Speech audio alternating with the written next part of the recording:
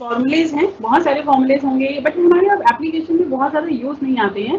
Application में आपका अब यहाँ पर इनका वो यूज़ नहीं है, आपको सिर्फ इसका कॉन्सेप्ट को समझना होगा, तो कैसे हम इस कॉन्सेप्ट को यूज़ कर सकते हैं और आगे हम इसको कर सकते हैं। इसमें बहुत सारे कॉन्सेप्ट होते हैं, चेन रूल होता है, डिफरेंशिएशन के डिफरेंट टाइप्स के रूल्स होते हैं, एडिशन होता है। जैसे आप ये देखेंगे फंडामेंटल रूल्स में आपको दिखा रही हूँ इस टाइम पे, फंडामेंटल रूल्स में आपको ये एडिशन दिखाई दे रहा है। अगर आप दो फंक्शंस को f(x) और g(x) को ऐड करना चाहते हैं तो पहले आप एक का डेरिवेटिव लेंगे, फिर आप दूसरे का डेरिवेटिव लेंगे। आई होप जिन बच्चों ने थोड़ा बहुत किया होगा उन्हें याद आ रहा होगा। बट जब हम मल्टीप्लिकेशन की बात करते हैं दो फंक्शंस को, अगर आप मल्टीप्लाई करना चाह रहे हैं तो पहले आप पहले फंक्शन को एज इट इज रखिए, दूसरे का डेरिवेटिव लीजिए, प्लस दूसरे को एज इट इज रखिए और पहले का डेरिवेटिव लीजिए। समझ रहे हैं इस बात को? मतलब क्या, अगर दो फंक्शन है आपको दोनों को मल्टीप्लाई करना है तो पहले को एज इट इज रखिए, दूसरे का डेरिवेटिव लीजिए, प्लस दूसरे को एज इट इज रखिए, पहले का डेरिवेटिव लीजिए। ये आपका मल्टीप्लिकेशन का कॉन्सेप्ट होता है। ये सब बहुत बेसिक वाला है, आपकी बुक्स में बहुत बहुत बहुत अच्छे से डिफाइन किया गया है। प्लीज आप अपनी बुक्स के थ्रू इनको अच्छे से प्रैक्टिस करिए, थोड़ा सा प्रैक्टिस करिए, ताकि आपको वर्ड प्रॉब्लम करते टाइम इन कॉन्सेप्ट को समझने में कोई भी प्रॉब्लम नहीं आएगी। एडिशन है, मल्टीप्लिकेशन है डेरिवेटिव का, जैसे हमने मैट्रिक्स में किया, एडिशन है, मल्टीप्लिकेशन है, सेम यहाँ पर भी एडिशन है, सब्ट्रैक्शन है, मल्टीप्लिकेशन है एंड नीचे आपका डिवीजन दिया गया। एडिशन सब्ट्रैक्शन तो आपका सिर्फ साइन चेंज होगा, सिंपल सी बात है। दो फंक्शन को ऐड करना या सब्ट्रैक्ट करना इज ऑलमोस्ट सेम, बस आपको दोनों फंक्शन का डेरिवेटिव निकालना है और प्लस माइनस जो भी आपको बोला गया है क्वेश्चन में वो आपको करना होगा। मल्टीप्लाई में मैंने आपको समझाया कि आपको क्या करना है, पहले फंक्शन को एज इट इज रखना है, दूसरे का डेरिवेटिव लेना है, दूसरे को एज इट इज रखना है, पहले का डेरिवेटिव लेना है। फाइन, सो ये कहलाता है आपका प्रोडक्ट रूल। नाउ अब ये हो गई प्लस माइनस एडिशन सब्ट्रैक्शन की बात और मल्टीप्लिकेशन। नेक्स्ट आपका आता है डिवीजन। डिवीजन का क्या मतलब है? डिवीजन करते टाइम अगर आपको दो फंक्शंस का डिवाइड करने को बोला जाए तो आप कैसे करेंगे?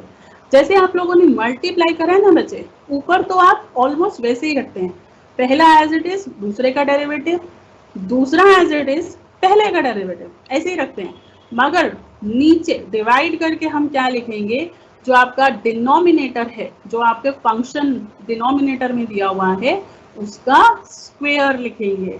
ध्यान से समझिएगा, denominator as it is, numerator का derivative minus numerator as it is, denominator का डेरिवेटिव। ये दिख रहा है आपको यहाँ पे फॉर्मूलाज में दिख रहा होगा, मैंने लिखा हुआ है gx क्या है, डिनोमिनेटर है, और न्यूमरेटर क्या है, fx है। तो पहले gx को एज इट इज रखा, मतलब नीचे डिनोमिनेटर वाला जो फंक्शन है उसको एज इट इज रखिए, ऊपर जो fx है न्यूमरेटर है उसका डेरिवेटिव ले लीजिए, minus numerator as it is, denominator का डेरिवेटिव, डिवाइडेड डिनोमिनेटर का स्क्वायर। ये कहलाता है कोशेंट रूल। ये भी आपका जिन बच्चों ने 12th में करा है या जो भी थोड़ी बहुत क्लासेस में अगर करा होगा तो उनको आई होप ये कॉन्सेप्ट याद होगा। तो नेक्स्ट अब हम चलते हैं नेक्स्ट स्लाइड पे। देखिए अब ये आपको आई थिंक समझ आ रहा है बच्चे, इसमें कहीं कोई प्रॉब्लम नहीं आनी चाहिए, क्योंकि अगर आपको इसमें कोई प्रॉब्लम आती है तो आपको फिर थोड़ा सा समझना पड़ेगा। नेक्स्ट एक आपका आता है geometrically meaning of derivative at a point. ये हमारे यहाँ बहुत ज़्यादा यूज नहीं आता, क्योंकि ये बेसिकली लिमिट्स कॉन्टिन्यूटी फंक्शन जो कॉन्सेप्ट है उसमें ज़्यादा यूज आता है। तो जब मैं वो डिस्कस करूंगी मैं इसको कराऊंगी ना। नेक्स्ट है different types of differentiable function. Different types भी होते हैं हमारे पास, एक चेन रूल होता है। जैसे अगर आपके पास बहुत सारे फंक्शन दिए हैं, एक के अंदर दूसरा फंक्शन, दूसरे के अंदर तीसरा फंक्शन, तो फिर आप कैसे करेंगे? तो जैसे फॉर एग्जाम्पल यहाँ आपको एक दिया हुआ है log x, मतलब एक तो फंक्शन है log, एक है x, दो फंक्शन हो गए, log के अंदर x दिया हुआ है। तो पहले आप log का डेरिवेटिव निकालेंगे, फिर आप x का डेरिवेटिव निकालेंगे। तो ये कहलाता है आपका चेन रूल, मतलब पहले एक, फिर दूसरा, फिर तीसरा, इस तरीके से ये कहलाता है चेन रूल। देखिए ये मैंने अलग अलग जो फंक्शंस हैं इनका भी मैंने फॉर्मूलों का चार्ट बना दिया है। हालांकि मैं बार बार कह रही हूँ कि ये चार्ट अब हमारे यहाँ बहुत ज़्यादा यूज वर्ड प्रॉब्लम में तो खैर नहीं होगा, बेसिक डेरिवेशन आपको आना चाहिए, वो आपके यहाँ क्लियर होगा। इसका बहुत ज़्यादा यूज हमारे यहाँ अभी फिलहाल नहीं आएगा।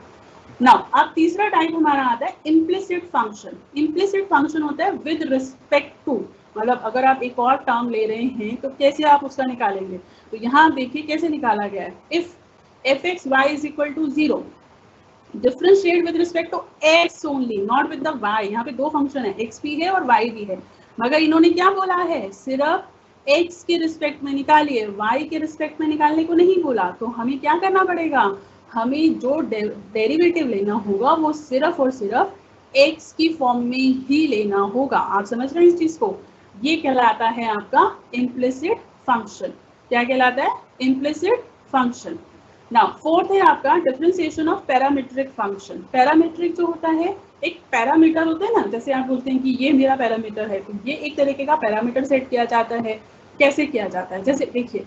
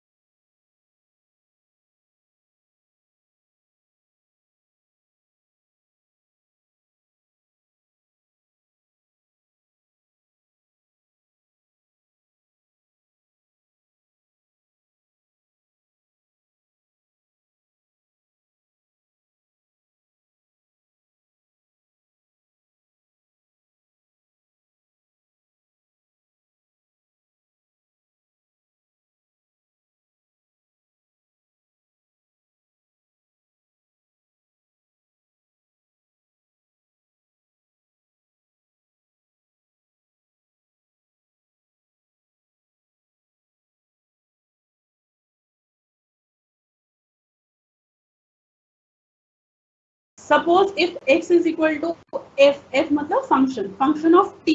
अब t क्या है? x आपने लिखा, एक फंक्शन है जो है ए फंक्शन ऑफ t। अब t भी उन्होंने कुछ और आपको दे दिया कि t क्या है, t कुछ और है, मतलब t की वैल्यू कुछ और दी हुई है। तो यहाँ पे भी हमारा डिफरेंशिएशन का एक बहुत इंपॉर्टेंट टॉपिक है, इल्बर्ट्स थ्योरम और homogeneous function. If x y is a homogeneous function, इसमें क्या यूज है, क्या एप्लीकेशन है? तो अब हम इसका एप्लीकेशन करते हैं और देखते हैं।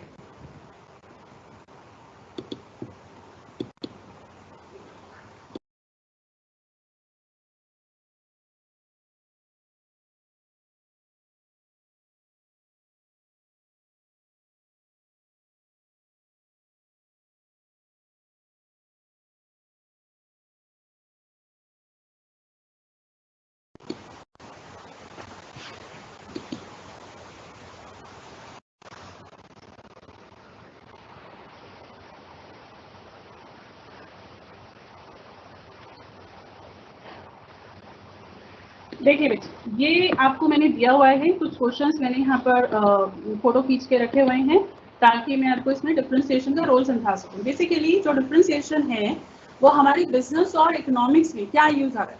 देखिए, बिजनेस और इकोनॉमिक्स में जो डिफरेंशिएशन है वो बेसिकली यूज आता है to find out cost, revenue और प्रॉफिट। समझ रहे हैं? तीन चीजें, कॉस्ट, रेवेन्यू एंड प्रॉफिट। पढ़ा होगा कॉस्ट क्या होती है, किसी भी चीज की कॉस्ट आपको पता है क्या होती है। एंड रेवेन्यू, जो भी सेल प्राइस सेलिंग होता है उसका वो होता है। एंड जब हम रेवेन्यू में से कॉस्ट निकालते हैं तो वो हमारा क्या निकल कर आता है, प्रॉफिट। ये तो बहुत सिंपल सा कॉन्सेप्ट है, मगर जब हमें इसमें मार्जिनल कॉस्ट, एक यूनिट एक्स्ट्रा प्रोड्यूस करने का, माइक्रो इकोनॉमिक्स में पढ़ा है, एक यूनिट एक्स्ट्रा प्रोड्यूस करने का निकालना हो या मार्जिनल रेवेन्यू निकालना हो, या हम लोगों को ये सब फाइंड आउट करना होता है, तो हम लोग डिफरेंशिएशन को यूज करते हैं। तो हमारे यहाँ जो क्वेश्चन आते हैं बच्चे, वो किस टाइप के आते हैं ये ध्यान दीजिएगा। लाइक देखिए, आपकी स्क्रीन पे दिखाई दे रहा होगा एक क्वेश्चन है, ये आपकी बुक्स में से ही लिया गया है, कहीं और से मैंने नहीं लिया है। A company charges ₹6,000 for a television set on order of 50 or less sets. The charges is reduced on every set by 75 per set for each set ordered in excess of 50. क्या कहने का मतलब है, एक कंपनी अगर आप 50 या 50 से कम टीवी सेट का ऑर्डर करते हैं तो एक सेट के लिए चार्ज करती है 6000। समझ रहे हैं बच्चे? मतलब अगर आप एक ऑर्डर देते हैं टीवी सेट्स का, कितना, 50 पीस का, 50 पीसेस का और less pieces, so the company charges ₹6000 for a piece for a television. so अगर आप ज्यादा ऑर्डर करते हैं तो चार्जेस रिड्यूस हो जाते हैं, कम हो जाते हैं। तो कितना अगर आप ज्यादा करते हैं, अगर आप 50 पीसेस से ज्यादा का ऑर्डर करते हैं तो जो चार्जेस हैं वो हर पीस पे 75 रुपीज तक कम हो जाते हैं। so अब आपको समझ आए क्वेश्चन? पहले तो ये चीज को समझिए। निकालना क्या है हमें इस क्वेश्चन में, फाइंड आउट क्या करना है, find the largest size order the company should allow so as to receive a maximum revenue. बोला क्या गया है कि कंपनी कौन सा ऑर्डर अलाउ करे सो दैट उसे मैक्सिमम रेवेन्यू मिले। रेवेन्यू मैंने अभी समझाया बच्चे क्या होता है, टोटल सेल आपको जो मिलती है, number of pieces into selling price पर पीस आप निकालते हैं ना, वो होता है आपका रेवेन्यू। सो अब हमें क्वेश्चन को करना होगा, पहले हम क्वेश्चन को समझ लेते हैं। 50 या 50 से कम सेट अगर आप ऑर्डर करते हैं तो हर पीस पे आपको 6000 रुपीज देना पड़ता है। अगर आप मोर देन 50 पीसेस का ऑर्डर करते हैं तो हर सेट पे 75 रुपीज कम होते जाते हैं। समझ रहे हैं? तो अब हमें मैक्सिमम रेवेन्यू मिले ऐसा हमें ऑर्डर फाइंड आउट करना है। मतलब कितने पीसेस में ऑर्डर करूँ, 50 करूँ, 50 से कम करूँ, 50 से ज्यादा करूँ, कितना करूँ कि कंपनी को ज्यादा से ज्यादा रेवेन्यू मिले। प्रॉफिट की बात नहीं कर रही हूँ, revenue. Revenue is the sale, total sale. Fine. So let हम एज्यूम करते हैं x be the number of sets, हम x नंबर ऑर्डर करते हैं। सो टोटल नंबर कितना हो गया बच्चे? मिनिमम मैंने बोला 50 करना है, 50 प्लस x मैंने एज्यूम करा कि 50 तो आपका कम से कम एक ऑर्डर है ही, और प्लस x मान लो। x अब क्या है हमें नहीं पता, वो हम निकालेंगे। सो अब इन्होंने बोला है कि 50 से ऊपर जितना भी आप ऑर्डर करोगे हर सेट के ऊपर 75 रुपीज कम होते जाएंगे। समझ रहे हैं ना? क्या हो जाएगा, हर सेट पर सेट पे 75 कम होते जाएंगे। तो यहाँ से हमारी एक इस टाइप की इक्वेशन बन गई। मतलब क्या, ऑर्डर साइज समझिए, 50 ऑर्डर प्लस x, मतलब अगर सपोज करिए x की वैल्यू होती 5, तो मतलब 50 प्लस 5 कितने हो गए, 55 पीसेस। 55 पीसेस को ऑर्डर करने पर 6000 जो एक टेलीविजन एक पीस की कॉस्ट है, माइनस 75 इंटू एक्स। अब आप पूछे 75 इंटू एक्स क्यों किया है? क्योंकि 75 पर पीस का है, पर पीस कम हो जाएगा। मतलब एक टीवी की कॉस्ट है 6000 रुपए, 6000 लेस कितना, हर पीस पे कम कितना हो जाएगा, 75 इंटू एक्स पर पीस। समझ रहे हैं बच्चे? और एक यहाँ पर ये इक्वेशन बन गई। अब हम इस इक्वेशन को नॉर्मली सॉल्व करते हैं, मल्टीप्लाई वगैरह करते हैं और यहाँ से हमारी एक फाइनल इक्वेशन। अब इन्होंने बोला है कि 50 से ऊपर जितना भी आप ऑर्डर करोगे हर सेट के ऊपर 75 रुपीज कम होते जाएंगे। समझ रहे हैं ना? क्या हो जाएगा, हर सेट पर सेट पे 75 कम होते जाएंगे। तो यहाँ से हमारी एक इस टाइप की इक्वेशन बन गई। मतलब क्या, ऑर्डर साइज समझिए, 50 ऑर्डर प्लस x, मतलब अगर सपोज करिए मतलब डेरिवेटिव ऑफ r निकालना है, तो डेरिवेटिव ऑफ r और विद रिस्पेक्ट क्या है, क्वेश्चन में क्या दिया, इक्वेशन में क्या दिया हुआ है, x। तो जब x दिया हुआ है तो क्या निकालेंगे, dr बाय dx। तो यहाँ तो x है नहीं, डेरिवेटिव आता ना निकालना, यहाँ तो x है नहीं, तो ये क्या हो जाएगा, 0। यहाँ है x, तो यहाँ क्या रह जाएगा, 2250 माइनस 75x स्क्वायर। स्क्वायर क्या होता है, n x की पावर n माइनस 1। फॉर्मूला याद है सब बच्चों को, x की पावर n का डेरिवेटिव क्या होता है, x की power n is equal to n x की पावर n माइनस 1। समझ रहे हैं क्या, x स्क्वायर अगर आपको दिया हुआ है, x की पावर 2 दी हुई है, तो उसका डेरिवेटिव क्या हो जाएगा, 2x। समझ रहे हैं? तो यहाँ पर क्या है 75x स्क्वायर, तो 75 तो एज इट इज रहेगा, और x स्क्वायर दिख रहा है आपको, x स्क्वायर, तो इस ये क्या है, x की पावर n, जिसका फॉर्मूला होता है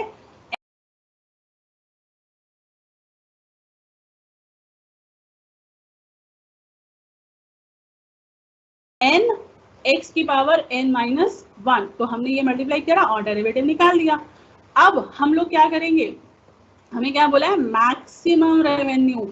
तो इसका मतलब हम ये जो डेरिवेटिव है इसको मैक्सिमम करना चाहते हैं, डेरिवेटिव को, रेवेन्यू को मैक्सिमम करना चाहते हैं, तो इसका मतलब ये 0 के इक्वल होना जरूरी है। ये जो डी आर डी एक्स है ये 0 के इक्वल होना चाहिए, तभी तो मैक्सिमम बनेगा। इससे ऊपर कुछ नहीं, मतलब इसके ऊपर तो रेवेन्यू कम होना शुरू हो जाएगा। तो हमने इस d r by d x को is equal to 0 put down करा, और जब हमने इसे 0 रखा तो यहाँ से हमारी एक x की वैल्यू निकल कर आई विच इज 15। मतलब क्या हुआ कि अगर आप 50 पीसेस के ऊपर 15 पीसेस और टोटल कितने हो गए 65 पीसेस, 50 और x की वैल्यू कितनी आई 15, 50 प्लस 15 65 पीसेस का ऑर्डर करते हैं तो आप मैक्सिमम रेवेन्यू कमाएंगे, मैक्सिमम सबसे ज्यादा सेल होगी आपकी। अगर आप उससे ज्यादा का ऑर्डर करते हैं, मतलब 65 से ऊपर का ऑर्डर करते हैं, तो फिर आपकी सेल घटनी शुरू हो जाएगी, रेवेन्यू कम होना शुरू हो जाएगा। कहते हैं ना पीक पॉइंट होता है, पीक पॉइंट होता है, पीक पॉइंट के बाद उससे ऊपर कुछ नहीं होता। So this is a peak point, मतलब 65 pieces is the peak point. अगर आप उससे ऊपर जाएंगे तो फिर आपको रेवेन्यू मैक्स नहीं मिलेगा, आपका रेवेन्यू होना शुरू हो जाएगा। सो ये होता है आपका वर्ड प्रॉब्लम। देखिए इसमें कहीं कोई फॉर्मूला या कुछ भी ऐसा हार्ड वाली चीज यूज नहीं हुई है, बेसिक डेरिवेशन यूज हुआ है। फर्स्ट डेरिवेटिव बहुत इजी वाला डेरिवेटिव है, इसमें कुछ भी ऐसा नहीं है, तो कोई घबराने की बात नहीं है कि इसमें हमें आएगा कि नहीं आएगा। एक क्वेश्चन और मैं आपको दिखा देती हूँ बच्चे। देखिए यहाँ पे भी बाई चांस की बात है कि टीवी की बात हो रही है। एक टीवी कंपनी है जिसके 1000 सब्सक्राइबर हैं। 1000 सब्सक्राइबर समझते हैं, जो लोगों ने सब्सक्राइब किया होता है, और हर एक सब्सक्राइबर 100 रुपीज पर मंथ दे रहा है, ये तो हमें समझ आता है। The company proposed to increase the monthly subscription and it is believed that for every ₹1, 5 subscriber will discontinue। मतलब क्या, एक कंपनी के 1000 सब्सक्राइबर है, टाटा स्काई ले लीजिए, टाटा स्काई के 1000 लोग हैं जो टाटा स्काई लेते हैं, सर्विसेज लेते हैं, और वो हर महीने 100 रुपये पे करते हैं। अगर कंपनी 1 रुपया बढ़ाती है तो 5 लोग अपनी सर्विस छोड़ देते हैं, टाटा स्काई को यूज करना बंद कर देते हैं। तो यहाँ एक इक्वेशन बनकर आ रही है, जैसे पहले वाले क्वेश्चन में करी हम लोगों ने, एक इक्वेशन बनानी है हमें। तो कैसे इक्वेशन बनेगी आप ध्यान से देखिए। हम ये मानते हैं कि लेट, अगेन हमें रिज्यूम करना पड़ेगा, let x be the increase in the monthly subscription. हमें नहीं पता 1 रुपया करेगा, 2 रुपये करेगा, 3 रुपये करेगा, हम मानते हैं कि x रुपीज इंक्रीज होता है, x मतलब कुछ भी 5, 10 जो भी वो करना चाहेगा। तो let x be the increase in the monthly subscription. अब नया रेट क्या हो जाएगा बच्चे, पहले कितना ले रहा था 100 रुपये, अभी नया क्या हो जाएगा x है, x अब कुछ भी हो सकता है, नहीं पता, हमने एज्यूम करा है, तो 100 प्लस x हो जाएगा। So now since for each increase of ₹1 5 subscriber छोड़ देते हैं आपकी सर्विस को, तो अब आप क्या मानेंगे, क्या अगर 1 रुपया बढ़ाने से 5 सब्सक्राइबर छोड़ते हैं तो x बढ़ाने से कितना होगा 1000 माइनस 5x, मतलब 1000 माइनस कर देंगे, कितना 5x, मतलब 2 रुपए बढ़ाओगे तो कितने लोग छोड़ेंगे 5 इंटू 2 क्या 10, 3 रुपया बढ़ाओगे तो 5 इंटू 3 15, 5 इंटू एक्स 5 इंटू 3 ऐसे ही निकाल रही हूँ ना मैं, 5 इंटू एक्स, मतलब जितने जितने रुपए आप बढ़ाते जाओगे उतने ही लोग आपके सर्विस को छोड़ते जाएंगे। इंटू 5 करते जाना है, क्योंकि 1 रुपया बढ़ाने से 5 लोग छोड़ रहे हैं, समझ रहे हैं। तो इस इक्वेशन को हमने इस तरीके से लिखा, 100 रुपये में आप जितना भी बढ़ाएंगे, 1 रुपया 2 रुपया 4 रुपया, 100 प्लस एक्स इंटू 1000, क्या है 1000 तो आपके टोटल नंबर ऑफ सब्सक्राइबर है ना इस टाइम पर, माइनस 5x इंटू 5। 1 रुपया बढ़ाएंगे तो 5 लोग छोड़ेंगे, 2 रुपये बढ़ाएंगे तो 5 इंटू 2 10 लोग छोड़ेंगे। तो इस तरह से हमने ये इक्वेशन को बनाया है। अब ये इक्वेशन आ गई, वही सेम काम करेंगे जैसे पहले वाले क्वेश्चन में क्या था, ये आपका आ गया r। अब निकालिए dr, derivative of r, derivative of r with respect to x। तो विद रिस्पेक्ट टू x निकालेंगे, डेरिवेटिव लेंगे, इसका डिफरेंशिएशन डेरिवेटिव निकालना आता है। ये हो गया 500 माइनस 5 टू 10, 10x निकल कर आ गया बच्चे। ये बिल्कुल सेम जैसे लास्ट क्वेश्चन में निकाला, सिंपल डेरिवेटिव निकालने वाला काम है, कुछ भी इसमें ऐसा मुश्किल नहीं है। अब वही इन्होंने बोला है, हम क्या करेंगे dr बाई dx को 0 के इक्वल रखेंगे, और जब हम ऐसा रखेंगे तो यहाँ से हमारे पास एक x की वैल्यू आ जाएगी which is the 50 rupees. Question में बोला क्या था, हमें वो नंबर बताइए जहाँ पे हमें सबसे ज्यादा रेवेन्यू मिले। भले ही हमारे सब्सक्राइबर कम हो जाएंगे मगर हमें रेवेन्यू सबसे ज्यादा मिले। तो हमने निकाला x इज इक्वल टू 50 निकाला। मतलब क्या, अगर आप अपने 100 रुपए को 50 रुपये और बढ़ाते हैं, मतलब कितना कर देते हैं 150 कर देते हैं, तो आपको सबसे ज्यादा रेवेन्यू मिलेगा। x की वैल्यू आ गई 50। देखिए नीचे लिखा भी हुआ है, we therefore conclude that r is maximum when the monthly subscription is increased by rupees 50 and the maximum revenue is obtained by substituting x into 50। मतलब क्या, आर मैक्सिमम कहाँ है, आर आपका मैक्सिमम है जब आप 100 रुपए में 50 रुपया और बढ़ाते हैं। 100 plus 50 rupees, that is 150 rupees. So this is the equation, maximum revenue you are earning at the rate of 150 rupees। समझ आ रहा है बच्चे, ये आपका सिंपल डेरिवेटिव। मैंने कहा ना डेरिवेटिव आप लोगों ने पढ़ा होगा, बहुत सारे फॉर्मूलेस भी होते हैं, बट यहाँ हमारे पास बेसिक वाला डेरिवेटिव चलेगा, कोई इतना टेंशन नहीं। एक और क्वेश्चन देखते हैं। अब हमने पढ़ा रेवेन्यू, मैंने आपको कॉस्ट भी बोला था कि कॉस्ट भी होता है, कॉस्ट होता है, रेवेन्यू होता है, प्रॉफिट भी होता है। तो एक क्वेश्चन जो आपका यहाँ यूनिवर्सिटी में आया भी हुआ है, मैं आपको करा रही हूँ, इसमें हमारा कॉस्ट यूज होता है। क्वेश्चन देखते हैं, manufacturing cost of an item. आपको लगेगा मैम प्रैक्टिस बहुत करा रही है, क्वेश्चन से आ रही है, बट मैथ में आपको प्रैक्टिस भी चाहिए क्योंकि कॉन्सेप्ट तो आपको समझ आ रहा है, प्रैक्टिस के बिना आप नहीं कर पाएंगे। ध्यान दीजिए, manufacturing cost of an item consist of 1000 as overhead. एक आइटम बना रहे हैं, कुछ भी प्रोडक्ट बना रहे हैं, उसकी जो मैन्युफैक्चरिंग कॉस्ट है उसमें ₹1000 जो है वो है ओवरहेड। ओवरहेड समझते हैं आप लोगों ने, अकाउंट्स पढ़ा है, ओवरहेड आपको मालूम होगा। मटेरियल कॉस्ट है 2 पर आइटम, मतलब एक प्रोडक्ट बनाने में, एक यूनिट बनाने में 2 रुपया लगता है। और लेबर कॉस्ट, अब लेबर तो पर यूनिट आप नहीं निकाल पाएंगे ना, तो अब आपने लेबर को इस तरीके से लिखा है x²/90। ये क्वेश्चन में गिवन है। तो अब हमें ये बताना है, देखिए अब आप पहले तो ये समझिए, रेवेन्यू हम क्या चाहते हैं, मैक्सिमम। सेल हम क्या चाहेंगे, मैक्सिमम। और कॉस्ट को हम क्या करना चाहते हैं, मिनिमम। कॉस्ट को कम करना है और रेवेन्यू को, प्रॉफिट को बढ़ाना है। तो इसीलिए इस क्वेश्चन में यहाँ लिखा गया एवरेज कॉस्ट एंड मिनिमम। क्या लिखा है, एवरेज कॉस्ट मिनिमम। मतलब आप हमें ये बताना है क्वेश्चन में कि हम कितने नंबर ऑफ यूनिट प्रोड्यूस करें कि हमारी जो कॉस्ट है, एवरेज कॉस्ट है, वो सबसे कम हो। भाई कॉस्ट कम होगी तभी तो प्रॉफिट ज़्यादा मिलेगा ना, तो यही तो हम चाहते हैं, कॉस्ट कम हो, रेवेन्यू ज़्यादा हो, तो प्रॉफिट भी ज़्यादा हो जाए। तो कॉस्ट का फंक्शन बना लेते हैं। तो कॉस्ट कैसे होती है, material plus labour plus overhead. तो ये लिखा मैंने, मटेरियल, मटेरियल क्या दिया हुआ है 2 पर आइटम पर यूनिट, तो 2x हो गया।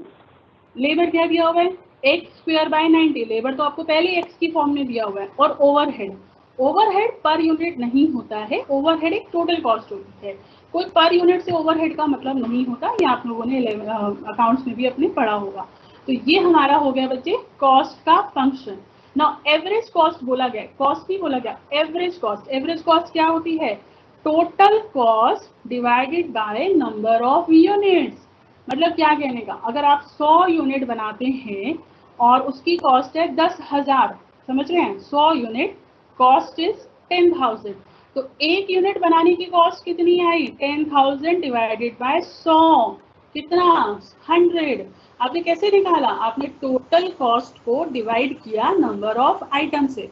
आप मार्केट गए हैं, आपने 10 पेन खरीदे, 50 रुपीज पे किए, तो मैं पूछूंगी एक पेन की कॉस्ट कितनी, एवरेज कॉस्ट कितनी आई, आप क्या बोलोगे, पूरा पैसा पे किया 50, कितने पेन खरीदे 10, 50 डिवाइड बाय 10 5। यही काम मैंने यहाँ भी किया, कुछ अलग नहीं किया। This is the cost and मुझे निकालना है एवरेज कॉस्ट। तो मैंने एवरेज कॉस्ट निकालने के लिए जो कॉस्ट का फंक्शन था पूरा, इसको डिवाइड कर दिया x से, 1000/x, 2x/x, x²/90/x। तो देखिए क्या आ गया, 1000/x तो एज इट इज रहेगा, यहाँ से x और x कैंसिल हो गया, 2x divided by x, x 8x cancel, तो रह गया x/90। एवरेज कॉस्ट आ गया। अब हमें क्या बोला है, एवरेज कॉस्ट को मिनिमम करना है। क्या करूं, इस पूरी इक्वेशन के डेरिवेटिव को इक्वल टू 0 रखना है। जैसे रेवेन्यू में क्या किया था, रेवेन्यू का डेरिवेटिव निकाला और इक्वल टू 0 रखा, ऐसे ही कॉस्ट का डेरिवेटिव निकालो और इक्वल टू 0 रखो। ये आपका कॉस्ट है, इसका डेरिवेटिव निकालेंगे। डेरिवेटिव हम लोगों ने addition rule, product rule, quotient rule मैंने आपको समझाया था ना, आप वैसे लेकर इसका डेरिवेटिव निकाल लीजिए। जब इसका डेरिवेटिव आएगा उसको इक्वल टू 0 रख लीजिए, जैसे हमने रेवेन्यू में रखा था। आप इक्वल टू 0 रखेंगे तो यहाँ से आपकी x की वैल्यू निकल कर आ जाएगी विच इज 300। क्या मतलब हुआ x इज इक्वल टू 300, मतलब अगर आप अपनी एवरेज कॉस्ट मिनिमम करना चाहते हैं तो कम से कम 300 यूनिट्स का प्रोडक्शन करिए। 300 यूनिट्स का प्रोडक्शन करिए, आपकी कॉस्ट मिनिमम हो जाएगी। क्या हो जाएगी, मिनिमम हो जाएगी। चलिए एक और क्वेश्चन देखें। देखिए ये क्वेश्चन अब आपका एक ऐसा क्वेश्चन है जो आपके बहुत रिसेंट आया भी हुआ, ऑनर्स में आया हुआ है इवन। इस क्वेश्चन में क्या है बच्चे, अभी तक मैंने आपको 2 क्वेश्चन कराए रेवेन्यू के, एक क्वेश्चन कराया कॉस्ट का। ये क्वेश्चन मैं लास्ट करा रही हूँ, इसमें रेवेन्यू और कॉस्ट दोनों को लेकर प्रॉफिट निकाला गया है। समझ रहे हैं, रेवेन्यू मतलब sale minus cost is equal to profit. भाई 100 रुपए की सेल हुई, 90 का सामान खरीदा, कितना प्रॉफिट, 10। वही काम हमने यहाँ भी करना है। इस क्वेश्चन में भी हमने क्या किया बच्चे, एक रेवेन्यू की स्टेटमेंट बनाई है, एक कॉस्ट की स्टेटमेंट बनाई है। दिख रहा होगा आपको सोल्यूशन में, एक रेवेन्यू की है, एक कॉस्ट की है। प्रॉफिट क्या होता है, revenue minus cost, revenue minus cost. तो ये रेवेन्यू आपको दिखाई दे रहा है 60 minus x into 4500 plus 158। Revenue में से कॉस्ट को आप माइनस कर दीजिए, डिडक्ट कर दीजिए, सब्ट्रैक्ट कर दीजिए, आपके पास प्रॉफिट निकल कर आ जाएगा। और प्रॉफिट का डेरिवेटिव लेकर, वही चीज, हर चीज का डेरिवेटिव लेना है, कुछ नहीं करना, फर्स्ट डेरिवेटिव लेना है। प्रॉफिट का डेरिवेटिव लीजिए, इज इक्वल टू एक्स रखिए और आपका एक्स की वैल्यू निकल कर आ जाएगी विच इज, क्या है इसमें एक्स की वैल्यू, 17। मतलब क्या, अगर आप 17 यूनिट्स प्रोड्यूस करते हैं तो आपको मैक्सिमम प्रॉफिट मिलेगा। देखिए लिखा हुआ है मैक्सिमम प्रॉफिट कहाँ मिलेगा, 17 पर, क्योंकि प्रॉफिट मैक्सिमम करना है, रेवेन्यू मैक्सिमम करना है, मगर हमें कॉस्ट मिनिमम करनी है, कॉस्ट मिनिमम करनी है। तो ये आपका था एप्लीकेशन ऑफ डिफरेंशिएशन डेरिवेटिव। इसी टाइप के क्वेश्चन आते हैं, कुछ अलग नहीं आता इसमें। तो आपकी जो बुक्स है, मैं बार बार कह रही हूँ, एसक्यूएल की बुक्स हैं, ये बहुत सारे एग्जाम्पल्स वहाँ पर गिवन है, मैंने वहीं से काफ़ी एग्जाम्पल्स भी लिए हैं। तो प्लीज़ आप उन बुक्स को पढ़िए। अगर आपके पास नहीं है तो नेट पर पीडीएफ फॉर्म में भी एसक्यूएल की सारा स्टडी मटेरियल अवेलेबल है। प्लीज़ आप उस स्टडी मटेरियल को पढ़िए, उनसे प्रैक्टिस करिए, इसमें कोई आपको मुश्किल नहीं आएगी। तो अब आपका ये है second unit, calculus differentiation derivative जिसका नाम था, और application in business and economics. Now third आपका जो पार्ट है आपके सिलेबस का बिजनेस मैथ्स का, वो है मैथमेटिकल फाइनेंस। अगर इसमें कहीं कोई भी डाउट होगा तो प्लीज़ आप एक बार देखिएगा। मैं आपको